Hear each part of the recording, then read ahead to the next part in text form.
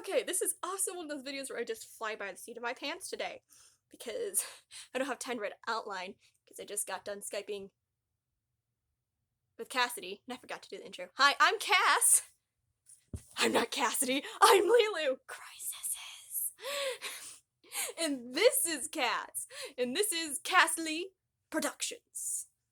Okay, so again, flying by the seat of my pants, just got off done Skyping Cassidy, took a shower actually after that, then decided I was gonna film this video, and my sister sleeps down in the basement now, so I gotta film it before she gets to bed, and she sleeps early because she works early.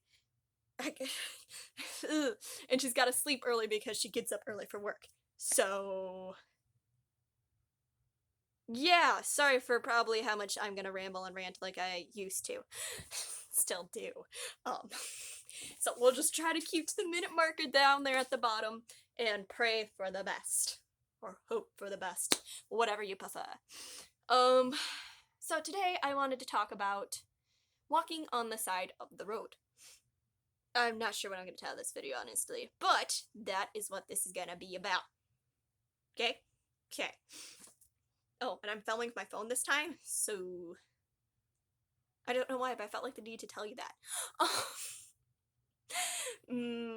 Okay, so when I was younger, my dad didn't drive a car. Because if he had epilepsy and the medication that he was on, he could not drive a car. So we had to walk everywhere. Grocery store, park, restaurant, library, Rite Aid, pet store. You know, everywhere implies everywhere. Senior center, fishing, just to name a few more. So I actually got to know the neighborhood quite well, and it's the only reason why I know how to get from anywhere in that town. So apparently I'm very bad directions, and apparently all I need to do is walk the whole entire way, and I will then have the streets and stuff memorized. So that's good to know. And also painful because it's apparently the only way I remember directions. But either way, my dad couldn't drive a car, so we ended up walking a lot of places. Now, it's not as bad as you might think it sounds. In the winter, did it suck? Yeah, sometimes, but at least we got to play in the snow on the way back. I also got to meet some nice strangers who let us ride in their car. Some of them were technically my dad's friends, but I didn't know them, so strangers. So, walking on the side of the road, we used to always pick up, like, all these pop bottles and cans that you could find on the side of the road and take them, and we'd, take them to the grocery store and get, like, a few cents there. We'd buy, like, cookies or lunch there, some drink, you know, for on the way there and back for where we were going that day. You can find a lot of weird stuff on the side of the road. For some reason, I found some tractor parts, which made sense because it was near this, like, farm, but it was, like, in the driveway that was going out onto the road, so that was weird. And, what is it? I had this drawstring backpack, you know, the ones that are legit just strings, and I was using it to carry groceries. Bad idea. It really hurt. It dug into my shoulders, like, so much, and I realized that if I pulled the straps inward like this, it didn't hurt my shoulders as much, and the straps didn't dig into me. So I took this, like, tractor spring or coil, I'm not really sure. It was pretty big, but it wasn't, like, super flexible, so I think it was a coil. Don't quote me on this. I'm not an expert on tractor parts, and I just know it came from a tractor because it looked very much like the one my dad had on his tractor. So I'm not even sure if it's a tractor part, to be honest. And I wrapped it around in the string, was it the drawstring bangs around this coil, so that I didn't have to keep holding the strings and pulling them this way on my shoulders, so I could just have like the centerpiece right here like you see with some hiking backpacks. So I felt very smart as a child, and that smartness kind of went away when I realized there's backpacks already made like that. I was like, I can patent this, and it's like, no, all the good things have already been invented, gosh dang it. So there's a funny little one for you. Let's see, what else did I want to talk about? Oh my gosh, I should just look at the text conversation I had with Cassidy, because this is what made me want to do a video on this. So yeah, there's this giant rock near a place called Bedrock, and yes, I'm pretty sure the giant rock was there because of Bedrock, because it did actually change out the stone, like the giant stone every now and then, and it was pretty tall. I think maybe like 2.5 of me stacked on top of each other. Not that you actually know what my height is. I think I'm like 5 foot, so I'm like 5'4" for you that I know. So it's kind of like Yeah, I would say about two of me stacked on top of each other. It was probably more like a 7-foot rock. Yeah, I think that seems right. I wouldn't know without actually standing next to it to this day because that was a long time ago when we ended up moving out of that house, which is not why you're here. Okay, so this rock, I really liked to climb it. Was that we take always have a break at Bedrock, and it was like the point that I knew before we got home. I knew that if we are at Bedrock, we either had just started walking or we're pretty darn close to our house. So, we get there and I would always scale this 7-foot rock and hop off of it when I was done. Because there was like these little handholds that I had, but some of them got worn down with time, so I had to like have my sister sometimes hit me up onto the rock, and I'd just sit there during the break the whole entire time, like swinging my feet off this giant rock. I had lots of fun. I don't know why my dad let me do that, but it was lots of fun. It was probably because, it wasn't like you fall off, you die. It was more like, if you land wrong, you might sprain your ankle. So it wasn't like that high a rock. You could still jump down from it safely, so you know. Um, and we also, it was kind of funny because they had this electronic gate that, open and closes with like a pin number or a button. And we found out that our garage door opener worked on the gate because, like, was it some the gate opens and all of us are like, is someone coming in or going out? And we both looked back and forth and there was no one. And so then Dad hits the garage clicker and the door closes, and we hit it again and the door opens, and we hit it again and the door closes, and we're like, this explains so much. Because our garage door would just randomly be open sometimes even though we knew we closed it, but apparently both of that garage and our garage are on the same frequency. And as I said, they're pretty close together in distance.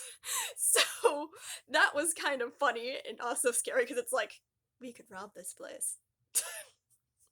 We never did though. And that probably doesn't work now because new people moved in and have probably got different garage clickers and stuff like that. Um oh, and when we went walking to the library, we would always stop by at this pet shop and we would treat it like a little zoo and they had a cat there. And one time the birds got loose and we got to help them find the birds before the cat could get them. I also lost my tooth in that store, so that's kind of a nice memory too. I loved watching like the mice and the little cuckoo birds and how they like would lay eggs. Like there was always an egg in there, and I'd go to the store and be like, "Egg! There's an egg in there! There's an egg in there!" And so they'd pick it up and put in like these little like fake nest things that were like dome like. And I always liked watching the cockatrice too because they had that feather on their heads. Bearded dragons, I also really liked watching them.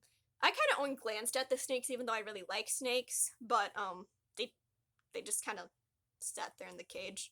And bearded dragons, at least occasionally, moved more than the snakes. And we also bought a lot of goldfish from there, generally too, because we were gonna get this giant tank and fill them full of goldfish. And let's just say that didn't end well because we had it outside and then they had heat stroke and then they got stunned and a few of them died because of the quick change into cold water and then we only had 5 left. So that happened. Let's see. We would go down and walk to the senior center and then we'd go and play near the park because the park was close to there, and then we'd go to the bar to play pool or and to get drinks because I had really good drink. Well, I didn't drink. It was like I got a kitty cocktail, which is like Sprite with cherry juice. That's generally what I got there, or water, just plain water. Um, yeah, one time the wasp kept on climbing into my straw, and they had a band playing there. It was like outside on a terrace, so that was cool. And honestly, I have a lot of good memories because of that. I also saw a lot of dead roadkill, which I think totally helped when it came to dissecting things in biology, because for me it wasn't so much that it was gross, it was just the weird noises that dead things make and smell. Because I'll have to admit, I didn't really smell the roadkill unless it was a skunk. So, though there's some things I wish I could unsee. Let's see, what else is there? Oh yeah, there was like this, I can't remember if it was McDonald's or an A&W, but it was some sort of food place, and we stopped there once, and there was a river that was running next to it, from what I remember.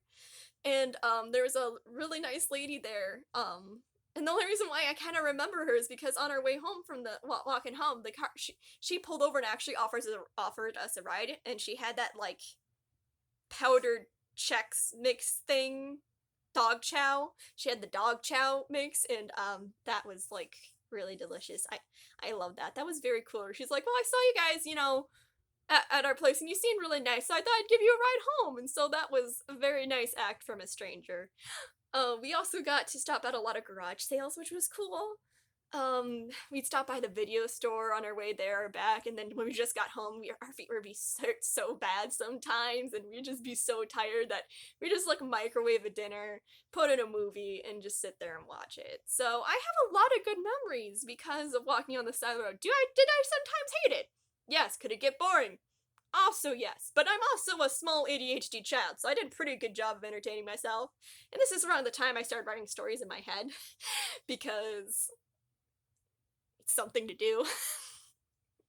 That happened more in middle school, and yeah, my dad didn't drive in middle school either. And we always had someone have to come pick us up and drop us off at our dad's house. And let's just say the people he used weren't always 100% reliable, so that had some letdowns. But overall, it wasn't that bad at all. So, and I was probably very healthiest I've ever been was when we were walking everywhere. My dad does have a new house now, and he can now drive a car, but sometimes we still walk to the grocery store, to the party store down the street, because, just why not? Even the library's within walking distance there, which I find kind of funny. It's like, Dad, did you purposely live in a place where you could just walk everywhere again? Which I really appreciate because I'm actually scared of driving. So, that's cool.